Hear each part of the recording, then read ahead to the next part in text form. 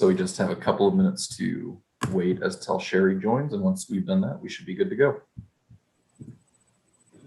Recording in progress.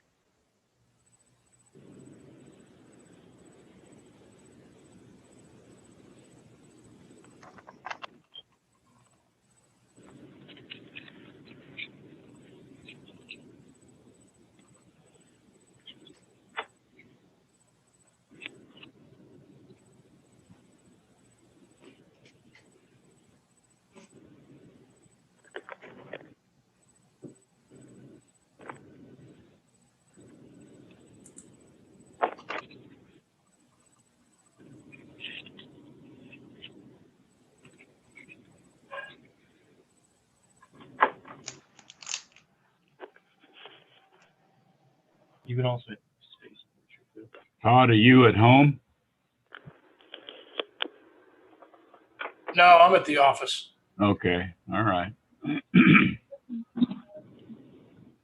How about you, Ken? I am at home. Oh, okay.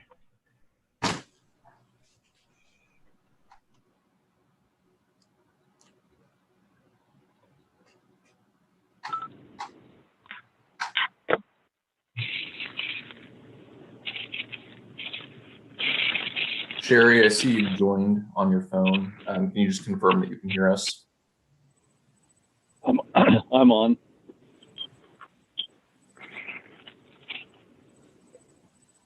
Thank you, Commissioner Helmer. Sherry, are you? Can you hear us?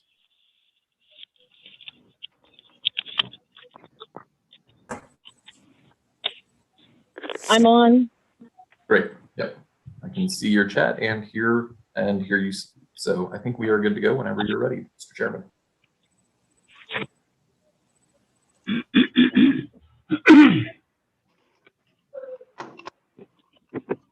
Time is now 1:03. The chair calls to order the May 26, 2021 meeting of the Kansas Governmental Ethics Commission. Welcome back, commissioners and staff. In your materials, you have today's agenda and the minutes from the April 28th, 2021 meeting. Can anyone identify any corrections that need to be made to today's agenda or the minutes from the prior meeting?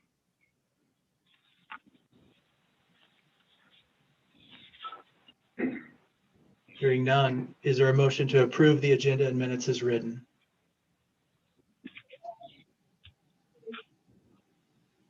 I'll make a motion to approve.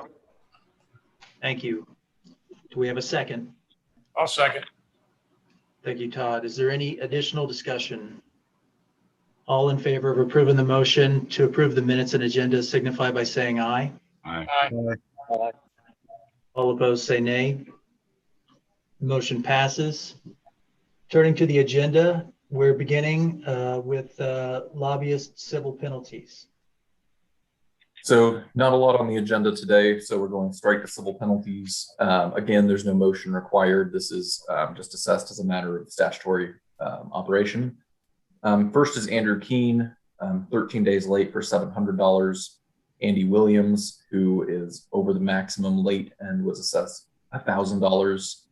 For the May lobbyist report, Andy Williams was 3 days late for $200, and Deborah Stout was 4 days late for $250. There are two additional civil penalties I want to call your attention to that are for candidates related to the January 10th report. This is Chad Olapick and Jason Lee, both of whom are, that's a candidate and his treasurer. Now, we assessed at, I believe, the March meeting, $300 for this individual because the amount we had not received information the information we had received from the county indicated that a report had not been properly submitted. At the time, we now are able to correct that. It was received by the county. It was still late, but the correct civil penalty should be $220 for each, not $300 for each. So this is just a notice that we are correcting that $300. So it is actually a $220 penalty for both individuals. And that's all the civil penalties for today. Great, thank you, Mark. The next item on the agenda are civil penalty waiver requests, and I see that we have 5. Let's start with Mr. Alan Phipps, who is writing on behalf of Rachel Phipps for the Chase County Republican Central Committee. This individual was assessed $300 for late filing of a report. You have the writing that he has provided.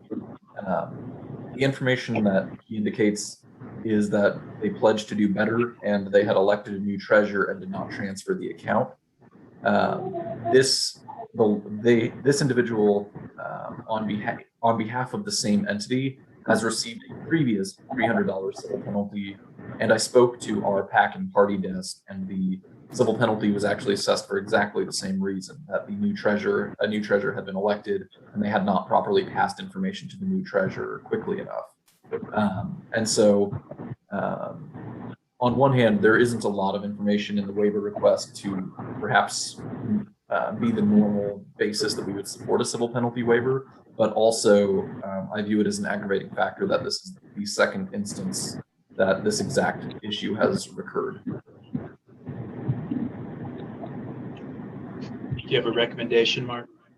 Because of the previous instance, I would recommend no waiver. And so for no waiver, there's not a motion needed. Correct, yeah. If the commission chooses not to grant a waiver, then no motion would be required.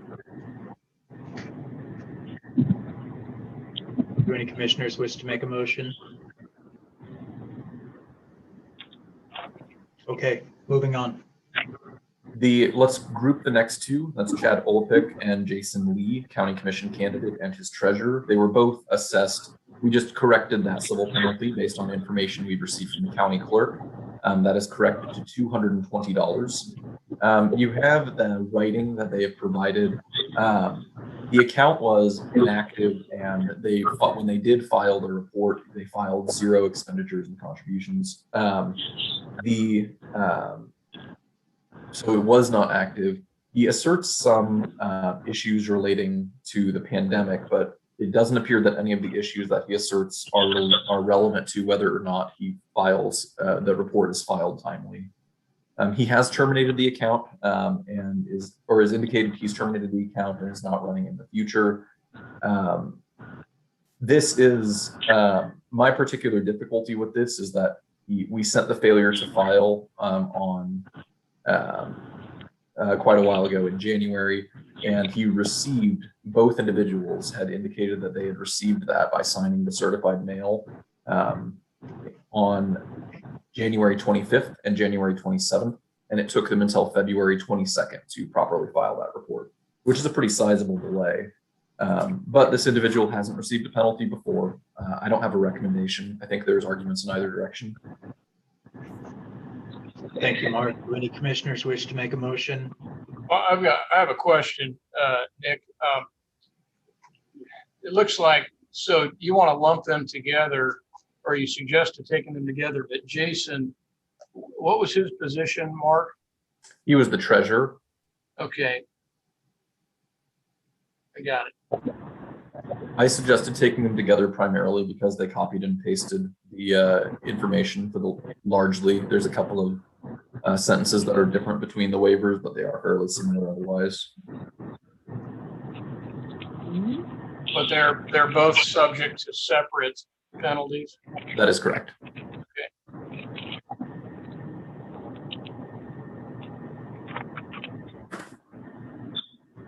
There are no motions. We'll give it 5 more seconds and then let's move on.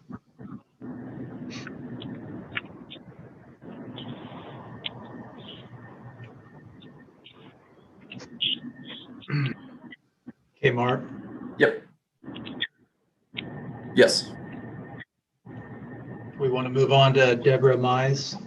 Deborah Mize is a lobbyist for Kansans for Health Freedom. This individual was assessed $350. This is their first civil penalty that they've received. When they did file, they filed 0 expenditures, so they were not expending anything during this period. I always have I have difficulty with waivers like this because I think that it is a good argument that they have not received a penalty before and they did not have expenditures.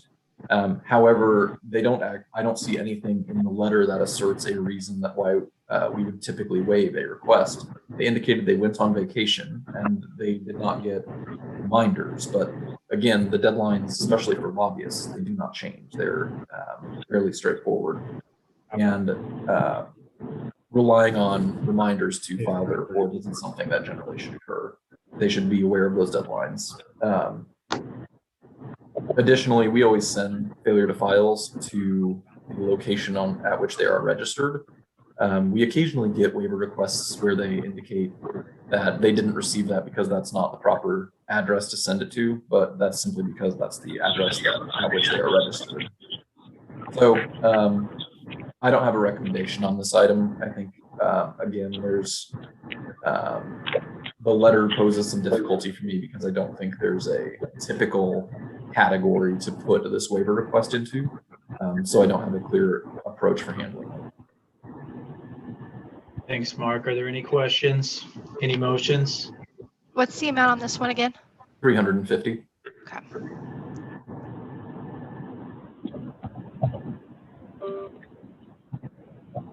Hearing nothing, we'll move on to the last civil penalty waiver request for Rob Fillion. Rob Fillion is a lobbyist for Americans for Prosperity. He was assessed $600 for late filing of the report. This is, again, the individual's first civil penalty they have ever received. They filed 0, so again, this is a lobbyist who is inactive during this period, at least in terms of expenditures. This is one of those issues where they are registered at a different location at which they receive, or they would prefer to receive mail, and so they didn't receive the notice. You have the waiver request in front of you. I don't have a recommendation on this item. Okay. Any questions? Do any commissioners wish to make a motion on the waiver request? Mark, is 300 a little stiff for this? Would it be more appropriate to maybe cut that in half? This penalty is actually 600 for late filing of a report. And ultimately, that's a decision for the commission. When the legislature increased these penalties in 2018, it was their view, primarily they were concerned about candidates during electoral time periods when candidates are filing electorally relevant campaign finance reports, but the same civil penalty increase was also applied to lobbyists. So when they increased it for candidates, they also increased that penalty for lobbyists. So this is just by operation of statute. If the commission views it as too high, I would just ask that the commission not make a broad finding that this is always too high, unless I would have that be tied to some specific rationale based on the waiver request, one way or the other. But this is off campaign season and there were no expenditures. This is a lobbyist, correct? So this is a lobbyist who received that penalty, but there were no expenditures. So again, we do typically view filing zeros or being inactive as a factor in favor of the waiver, but that is not always the case, and certainly it depends on the circumstances. So I'll just move that we reduce it to $400 if paid within 30 days.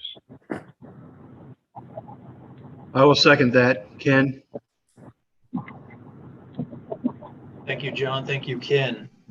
Is there any additional discussion on the motion to reduce to $400 if paid within 30 days? Hearing none, all in favor of approving the motion signify by saying aye. Aye. Aye.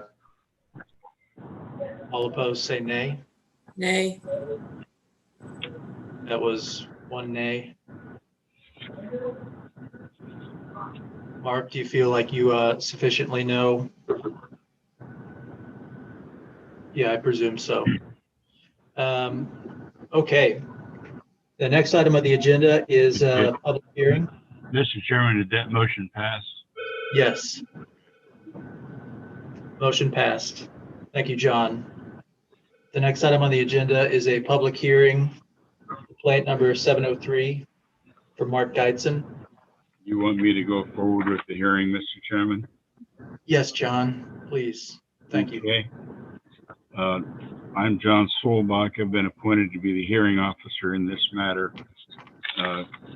Complaint number 703, Mark Skoglund versus Mark Geitzen.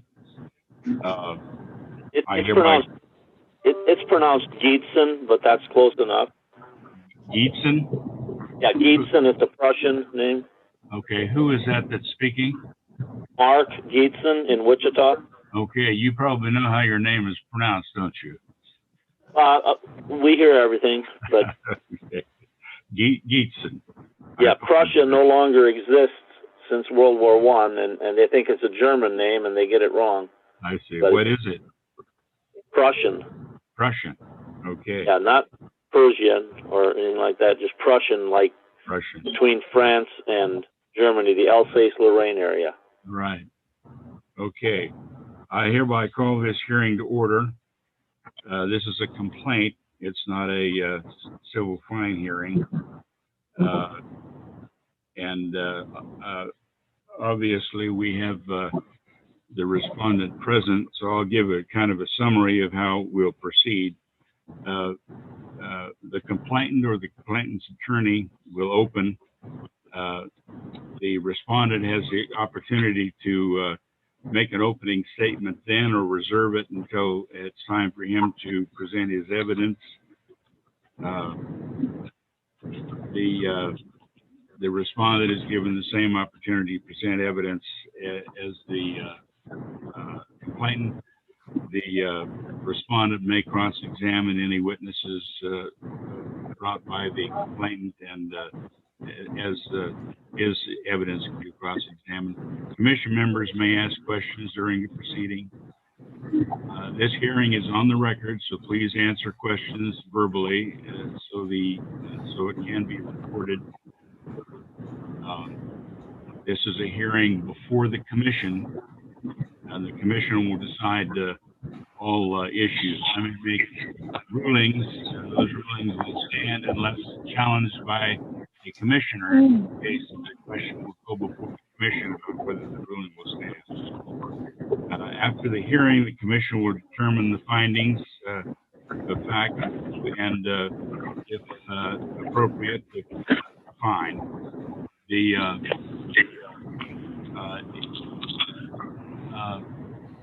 Mr. Berry, would you state the appearances for the record, please? Yes, Brett Berry, appearing on behalf of the Governmental Ethics Commission. Wait a minute, you're appearing here on behalf of Mark Skoglund, aren't you? Yes, I was just going to say Executive Director Mark Skoglund, Okay. and the respondent, Mr. Mark Gietzen, appears via Zoom the same way I do, and he is present. Is he pro se? My understanding is he is pro se. Okay. Yes, I am. Is there a consent agreement in this matter? We do not have a consent agreement, but it is my understanding that Mr. Gietzen does not have any,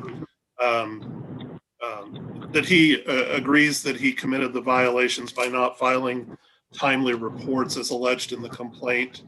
And based upon his agreement, I'm not sure there's a reason to either A, have a hearing, or B, a need for a proffer under those circumstances. Okay. Is that correct, Mr. Gietzen? Yes, I absolutely was late in filing the report. I hope somebody asks why. Okay. I was 100% guilty of that. You'll be given the opportunity to explain why. Based upon that, I'll ask: is there a motion to find that a violation has occurred under the allegations in the complaint? So moved. Moved by. Is there a second? Second. Ken. Moved and seconded. Any discussion? All in favor signify by saying aye. Aye. Aye. Opposed, nay. Okay, now, Counselor Berry, do you have anything to say with respect to assessing a civil fine? I would divert to Director Skoglund, who has some comments. Okay, Mr. Skoglund.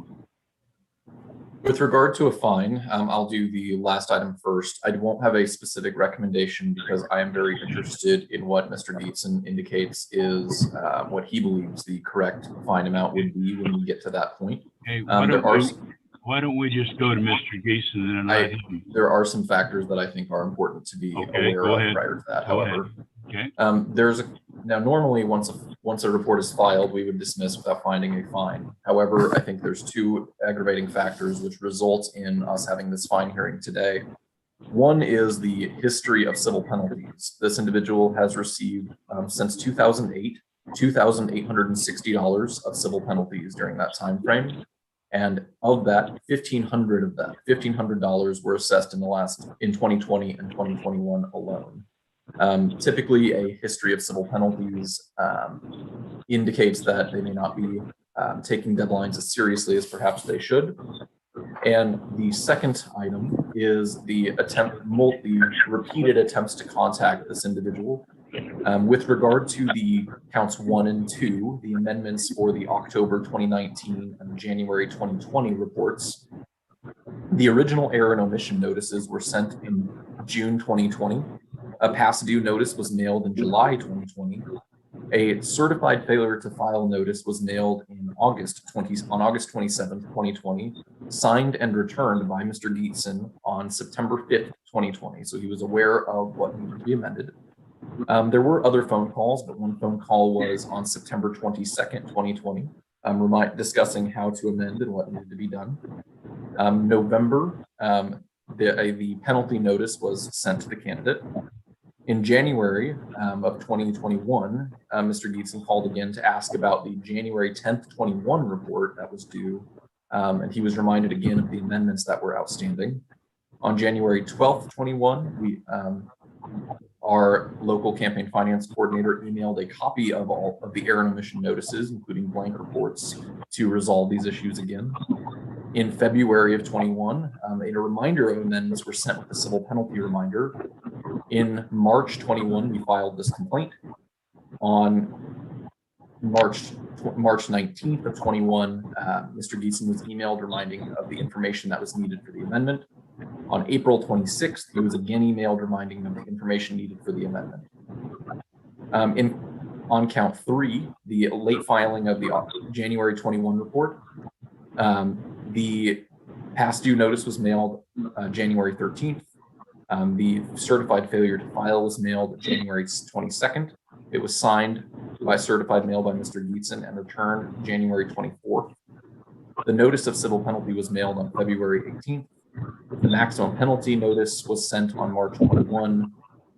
The January report was filed March 17th, 5 days after we filed the complaint. The amendments were filed on April 17th and April 26th, 21. It's a fairly extensive history of attempts to contact and resolving the issue. But again, I do not have a specific recommendation regarding this item. Other questions from the commission of Mr. Skoglund? Okay. Is there someone who has a question? Okay, Mr. Gateson, would you care to explain to the commission why? Well, my explanation doesn't cover the old ones. I thought I had learned a lesson. I didn't know that late fees would be this high. I have paid fees in the past, and that's true. And I take very seriously the law about getting things in on time. And at the time, I had 3 campaign reports to do, one for city council, one for mayor of Wichita, and another old one from when I ran for Senate years ago. I didn't really know how to close those out. I learned that recently, but the the thing that brings us here today is I had a computer manufactured in Wichita called the Cybertron computer. Maybe some of you use them. It's a beautiful computer, and they often set it up with a RAID, which is good for a small business, which I run. I run the Kansas Coalition for Life and the Kansas Republican Assembly, Geetson Aerial Services, and Geetson Publishing, all on one computer. And so I have a lot of information on hard drives, and it's important to have a backup. I use the Cybertron RAID system. That RAID stands for Redundant Array of Independent Drives, and that worked well for some time. However, we started having trouble with that, and at the most inopportune time, when it was time to file the reports, I took the computer to Cybertron to explain the problem that I was having with the RAID. And because of COVID-19, they were not able to work with me on it. They made me leave the computer, and then I was supposed to come back after they repaired it or got into it. They didn't do anything with it because they were so inundated with requests for help on their computers. And I ended up taking the computer from Cybertron, the manufacturer, and telling that I absolutely had to get this in because of the reports that were late, and all the information was on the hard drives on the RAID. And they seem to think that, well, everything in COVID-19 era is going to be, they're going to waive the deadline on everything from taxes to everything else. So I'm sure you don't have the deadline you think you're going to have, and they weren't in a hurry about it at all. So then I went and got in line to bring my computer into Best Buy, and in Wichita, by that time, with so many people working at home, they couldn't take the computer right away. They made me wait almost a month before I could get the computer worked on at Best Buy. And Best Buy tried to save the data that was on one of the RAIDs, the active one, or the active drive on the RAID, and they found that the drive itself was going bad. It's a Western Digital 6 terabyte RAID, and 6 terabyte Western Digital drive, which was half of the RAID, and that was bad, and it wasn't sharing information with the other hard drive, the identical hard drive. So they replaced it with a solid state, a much larger solid state drive, and we're still having trouble with that. The computer needs to go to Cybertron again to have it brought up to speed, but Cybertron I'm waiting on a call back from them even as we speak. And halfway through this, I realized I was going to have to do something different. So rather than doing the reports the way I normally would, I went to my laptop computer and reconstructed from paper reports, what I needed to get the reports finally in. And I apologize for them being late. Had I had the foresight to see that this RAID problem was this serious, and that the hard drives would have, a loss of data, and that I would be, I thought it was going to be a minor computer glitch, and it turned out to be the biggest computer problem I've ever had. And so I'm lucky that I got them in, but I should have done what I finally did, was to find an alternate way to get the reports done. I should have done that sooner, and I'm responsible for being late, and this idea that everything was going to be okay, and that during the COVID-19 era the deadlines didn't matter. That attitude at Cybertron was totally wrong. But that was never my idea. That was their idea on it. But anyway, I apologize for being late. I'm embarrassed by it. I'm 100% guilty of it. There's no way I'm going to say it didn't happen, because it happened. And now that I know how to do a plan B, I can guarantee I'll never have a late report again.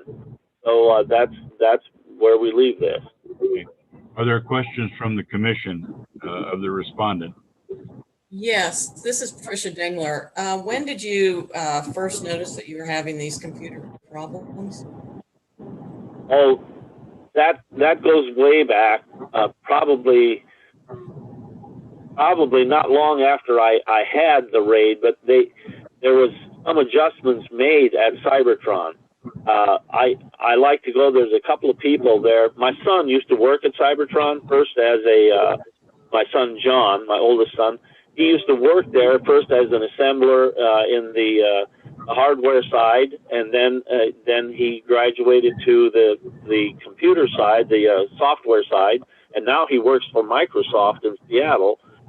So he was really good at the software side, and actually my son was the one that got me into all of this, and now he's gone. He's in Seattle, and I don't see him hardly at all. So the computer problems probably go back about 4 years. Okay. Are there further questions from the commission? I have some questions. This is Todd. Mr. Geetson, do you maintain these deadlines that we've talked about today on something other than this computer you've talked about? No, unfortunately, I thought that the RAID, the redundant array of independent drives, if one fails, you switch it out, and then it drinks everything from the other one. Some of you are there. I'm not sure all of you are real familiar with, but for those that may not be familiar with this, is you put two drives in, they copy to each other all the time. And so, like, up to the latest second, you should have a complete hard drive and another one that is within seconds of being up to date at all times. So there's no loss of data. Well, here I am with a major loss of data, and this is just not supposed to happen. And Cybertron, they were aware of what was going on too, and I didn't really get an honest answer from the manufacturer here. But I relied too much on Cybertron and the idea that I was going to never have a loss other than somebody coming in and stealing the entire unit or something like that. And then for that, I kept backups beyond that. But when you do backups beyond that, then those are not on computers. Those are just on drives. Then you don't have easy access to that, and you can't, do your reports based on, backed up data somewhere. You could eventually do that, but you'd have to, put the information onto a system that would allow you to work and manipulate the data. So, I was totally backed up with it, and I thought that I had everything covered, but I certainly didn't. So don't be fooled by a Cybertron promise of a computer raid to solve all of your problems that you might have with loss of data. It's a horrible thing to have happen. And my question is whether you maintain the deadlines, the filing deadlines, anywhere other than on that computer. Well, I can now, but because I invented a way to do it on my laptop. But it involves a lot of manual work. But yes, that's how I got the reports in finally. And so I won't even have any more reports right now unless I run for something again. Prior to today, have you raised this computer issue with anyone in the Governmental Ethics Commission office? Well, just by phone, they knew what the problem was. And they encouraged me to. By the way, they're a great group.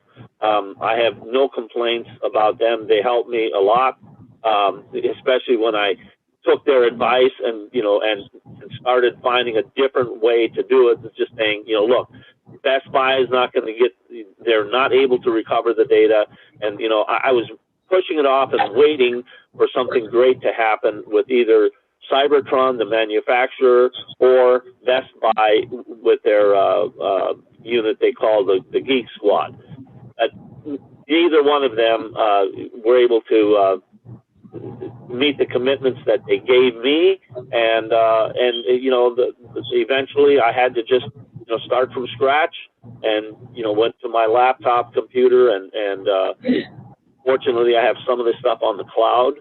Was able to get some off there, but not everything. I Band-Aid fixed it together, doing a lot of manual work, and then fortunately with the help of the people at the Governmental Ethics Office, which all of them were 100% helpful, none of it is their fault. 100% is my fault. So I'm sure I won't have any more late reports ever again. Well, with the information I have right now, I don't see how or why I would ever have a late report again. I'll certainly try to have a late report, and I apologize for being late because, you have a law, and I'm not above the law. Never have felt that, never felt that way, and I didn't take the complacent attitude that Tron did. I'm going to let that one go. That's a Geetson Aerial Service call. I'll just let that go. My apologies for it happening. I'm not proud of it. I'm embarrassed by it, and I feel terrible. And so I will. All I can do is say in the future, now that I have, I'm going to obviously I have the Cybertron back up and running. But even when that is up and running, if something would happen again, then I would turn immediately to the laptop and try to get it in. Do you have anything else? Well, just no. That's my whole excuse. Well, no, I've got one, and this isn't. It won't require. I mean, you can speak and say what you want, but it's really a pretty short question. How do you believe the commission should view all of your prior departures from the filing guidelines and the civil penalties that you've had recently, and the fact that you're going to learn from it now, but haven't learned from your mistakes in the past? Well, the ones that were in the past, those were all, I was a lobbyist as well. I tend to try to do more things than I should. I got involved in the fluoride debate. Thank God we did, because we're saving now. We're showing that we're saving Wichitans from the cancer enhancing aspects of fluoride. And for those of you who are drinking fluoridated water, I hope you're watching the national news on fluoride and what is becoming of that. But the lobbyist issues, I didn't know how to be a lobbyist. I jumped into that, from being the head of the Kansas Republican Assembly, and I am no longer a lobbyist, and I have no interest in ever being one again. But that's where those fines came from. There may have been. Good. Pardon me? Okay, are there other questions from the commission? Mark, just a point of clarification. Because of past fines, is the maximum amount for each of these violations at $15,000? That sounded really high. I didn't think it was that high. I would have to refer. This is a question for Mr. Skoglund. I don't. Thank you, Mr. Hearing Officer. Can't imagine it being that high, but maybe with all the lobbyist stuff, it's possible. This individual has not previously received a civil fine. He has only received civil penalties, and therefore there is no escalation. The maximum that would be assessed per count would be $5,000 for a total of $15,000. Are there further questions from the commission for the respondent? Councilor Berry or Mr. Skoglund, do you have questions of the respondent? I do have one question, given permission. Go ahead. Mr. Geetson, you indicate that this computer issue was the primary reason why, I'm going to focus on the first two counts, the amendments. The computer issue was the reason why you were not able to file those amendments. The three items on those amendments that needed to happen was carrying forward a loan, which the amount was already known. It just needed to be reported on Schedule D. In-kinds that were not reported, which again were known because they were reported on Schedule C. They just also needed to be reported on Schedule B as in-kind contributions. And then addresses for entities giving or addresses that were missing from the report. Is there a reason why this computer issue specifically caused the inability to file those amendments that don't seem to be relevant to data that a computer that you'd have stored on your computer? Well, actually, no. I didn't realize how possible it was. I in my mind, I thought that I had to have the whole dog and pony show that I have programmed into the Cybertron computer to do these reports. But it turned out to be very doable on the laptop, and it wasn't quite as big of a dragon as I thought it was going to be. You know, we were able to, with the help of your staff at the governmental ethics office, I was able to do it, and it wasn't as bad as I thought it was going to be. I should have done that right from the start. You know, from day one. But I thought I was going to need everything that was on the Cybertron, and it turns out it wasn't that hard to do. Mark, do you have anything else? I have no further questions. I have two brief comments at the appropriate time, but I have no further questions. Mr. Berry, do you have any questions?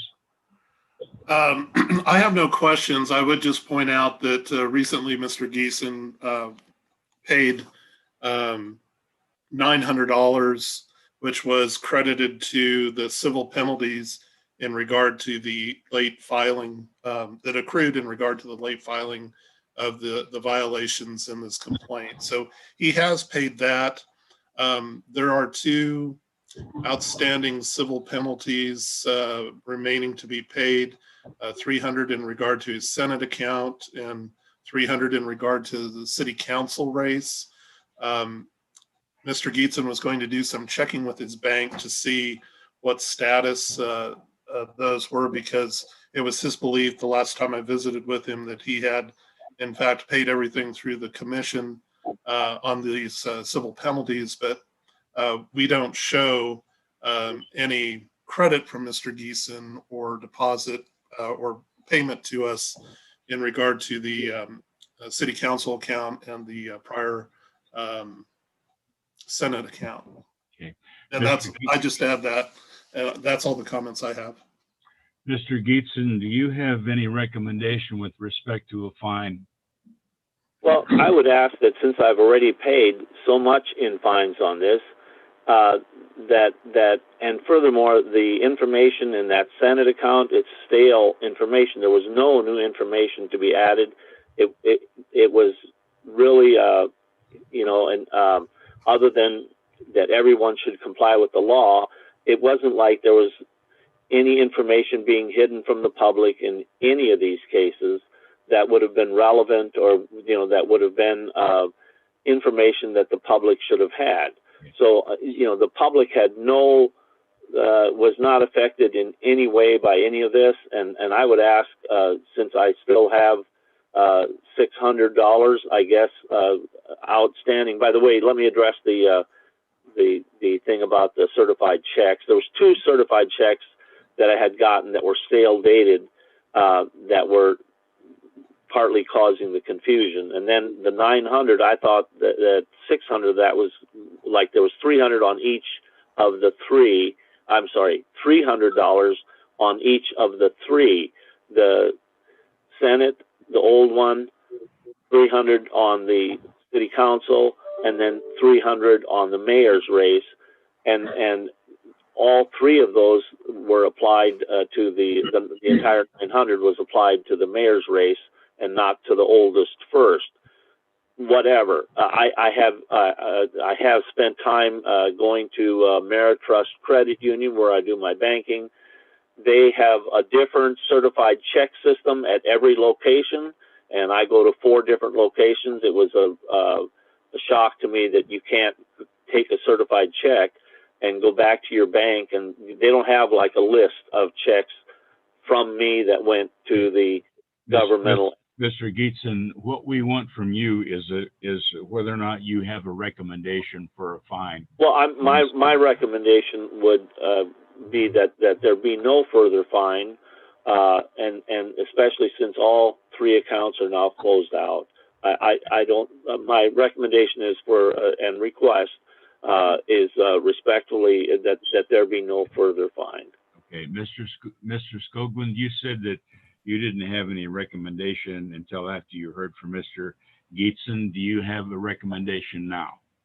My only recommendation is conceptual in nature, is that in these situations where an individual has properly filed or has filed the reports, and the concern is whether or not attention to deadlines is being paid, the only thing is that I would just encourage that the fine amount should be however much is necessary to ensure that the individual takes deadlines seriously in the future. Whether that amount is $0 or some amount higher than that, as long as the commission is satisfied that the individual will take those deadlines seriously, that's the fine amount that I would view as correctly levied in that instance. Okay. Are there questions from the commission of either of the parties or council?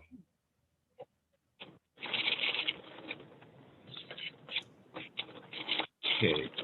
Do you have anything further, Mr. Berry? Nothing further. Okay. And Mr. Gateson, do you have anything further? Yeah, I want to apologize to everybody for having been late, and I can assure you that I will do everything within my power in the future to make sure that there's never another late report should I decide to run for office. And by the way, I have agreed to use my Social Security check coming up on the end of the month to cover the fines that are still outstanding. Okay. Are there further questions from the commission? If not, do we have a motion by anyone with respect to a fine?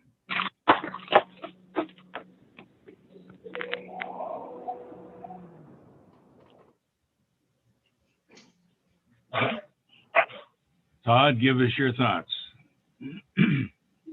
Thank you, John. With all due respect to Mr. Geets, I am not comfortable in any way, shape, or form with his walkaway proposal. As Mr. Skoglund mentioned, we need to take violations seriously. When there is a 100% agreement that there was a violation of Kansas law, we need to take that seriously. And in my view, we don't and should not let people walk regardless of the circumstances. I also don't think that the computer explanation, as detailed as it might have been, is sufficient justification for failing to follow up and heed the numerous notices he received from the commission to take care of these outstanding obligations. So in my view, walking away from this is insufficient. I also recognize that we have the potential to issue fines in the amount of $15,000. But sorry, John? That's 15,000 total, yeah. Right, total. So here's what I would propose and move, that we issue a fine of $5,000 plus the two $300 fines totaling $5,600 if it's paid within the next 60 days. And that would take care of the complaint and the outstanding Senate obligation of $300 and the outstanding City Council obligation of $300. Okay, but what if it's not paid within the next 60 days? Then I'm open to suggestions. Well, you need to set another figure on there in your motion. Okay, I'll do that. Then if it's not paid within 60 days, the fine would be $7,500. Okay, Ken, what are your thoughts? Well, we have a motion. Is there a second to that motion? I will second that motion. Okay, Ken, give us your thoughts. Well, I agree with a lot of what Todd says. In listening to the computer explanation, it was a lot of information, but on the other hand, a workaround was found, and in working with the commission staff, it would seem to me that workaround could have been accomplished a lot earlier. And as Mark indicated, that a lot of the information was easily obtained. So I think it's more of a procrastination issue than a real computer problem. But I think that fine is sufficient to deter future violations. And also to motivate prompt payment. Okay. Amy, do you have any thoughts? Nothing additional than that's already been discussed. Thank you. Okay. Patty? I concur with the other comments that have been made, emphasizing also that the issue of the computer also seems rather interesting and somewhat confusing, given that he used that same thing for his businesses. Judge Helmer? I'm comfortable with the explanations given in the comments of the commissioners. Kyle, are you with us? Okay. Nick? I apologize, Mr. Hearing Officer. It appears that Commissioner Kroll is attempting to comment, but is not, but his microphone is not working. Okay. Kyle, can you click on your mute button so we can hear you? Doesn't look like he's muted. I think it's Okay. a microphone issue. Okay. Chairman Hale. Commissioner Solbach, in light of the repeated failures to file and in an effort to ensure that all candidates take our deadlines serious, I concur with everything that Todd has said, that Ken has said, and I intend to support the motion on the table. Is there any further discussion? If I could clarify the motion prior to the vote. Certainly.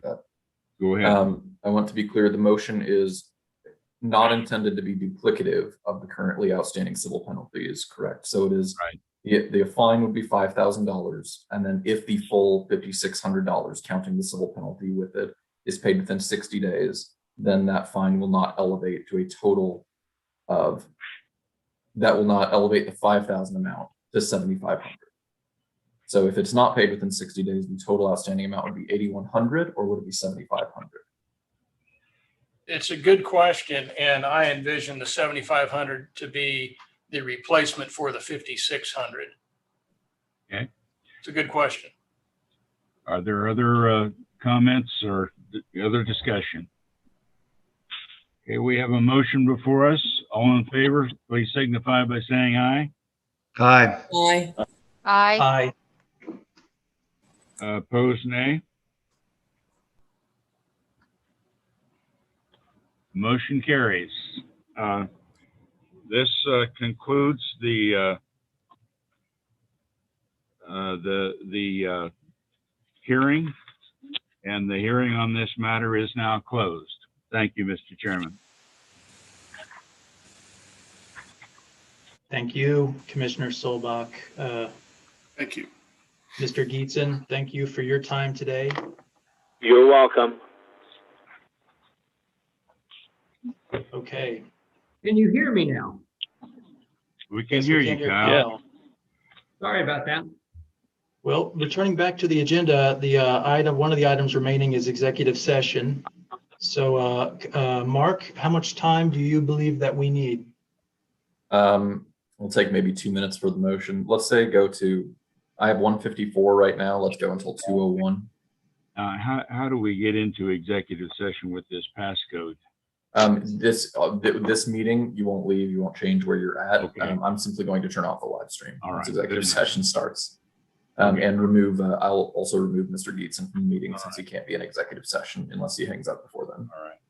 I'm assuming that Kyle's going to make the motion. 201 or 202 now that we had discussion. Whichever, 202 is fine. For good cause pursuant. Pardon me? Nope. Am I to hang up now? I have no problem doing so. Yes, Yes, Mr. You're Gietzen, welcome to thank you hang very up. much. Okay, thank you. I'm Okay. hanging up now. Okay, Commissioner Kroll, proceed.